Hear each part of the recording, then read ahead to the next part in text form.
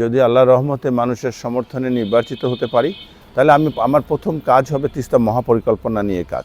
আপনারা জানেন আমাদের অভিভাবক অধ্যক্ষ আসাদুল্লাহ দুলু ভাই এই মহাপরিকল্পনা নিয়ে কাজ করছে, আমরা একই সাথে কাজ করব।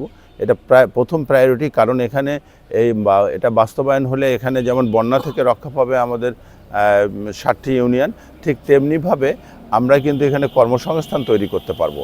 এবং এই কর্মসংস্থান তৈরি হলে আমাদের যে বেকার সমস্যা, সেটা নিয়ে আমার প্রথম প্রায়োরিটি, সেটা কাজ করতে পারবো। এছাড়াও আমি শিক্ষিত যুবকদের আইটি সেক্টরে যাতে তারা যেন ফ্রিল্যান্সিংয়ের মাধ্যমে আয় করতে পারে, সেটার জন্য পর্যাপ্ত ট্রেনিংয়ের ব্যবস্থা করা। মা বোনদেরকে কর্মসংস্থান তৈরি করার জন্য তাদেরকে আমরা কুটির শিল্পের উপর ট্রেনিং করে কাজ করার ব্যবস্থা করব।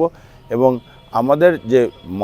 আমাদের যে এই লালমনিরহাট থেকে বুড়িমারি পর্যন্ত যে সড়কটি, সেটাকে 4 লেনে উত্তোলন করা, উন্নীত করা, এটা একটা আমাদের কাজ থাকবে। আরও কাজ থাকবে যে আমাদের বুড়িমারি এক্সপ্রেস যেন বুড়িমারি থেকে ছাড়ে, সেটার উপর আমরা অগ্রাধিকার দেব। এবং আমাদের এখানে একটা স্থলবন্দর আছে, সেই স্থলবন্দরটাকে কাস্টমস হাউসে রূপান্তরিত করা যায় কিনা, আমদানি রপ্তানি কার্যক্রম যাতে সঠিকভাবে হয়, গভর্নমেন্ট যেন বেশি রাজস্ব পায় এবং আমদানি রপ্তানিকারকরা যেন উৎসাহিত হয়, তাদের জন্য পরিবেশ তৈরি করা।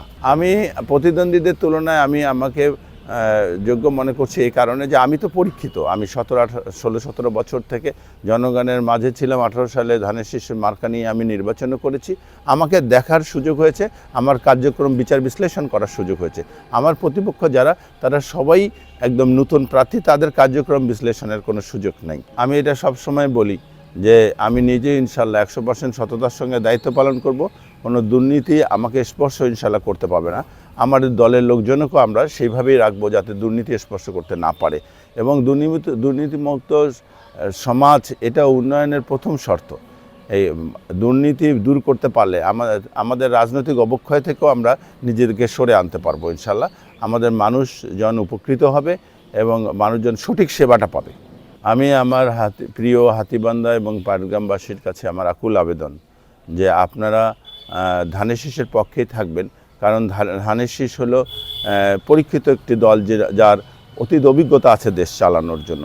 আর বাংলাদেশের অধিকাংশ মানুষ বিশ্বাস করে আগামীতে সরকার গঠন করবে ইনশাল্লাহ জনসমর্থন নিয়ে বিএনপি। অতএব বিএনপির সঙ্গে স্থানীয় উন্নয়ন এবং অন্যান্য কারণে বিএনপির সঙ্গেই থাকা উচিত। আর একটা কথা বলি, বিএনপির প্রতিষ্ঠাতা শহীদ রাষ্ট্রপতি জিয়াউর রহমান, উনি একজন মুক্তিযোদ্ধা, উনি স্বাধীনতার ঘোষক, উনি জেট ফোর্সের অধিনায়ক, উনি রণাঙ্গন থেকে যুদ্ধ করে দেশকে স্বাধীন করেছে। অতএব বিএনপি হলো স্বাধীনতার সপক্ষে শক্তি।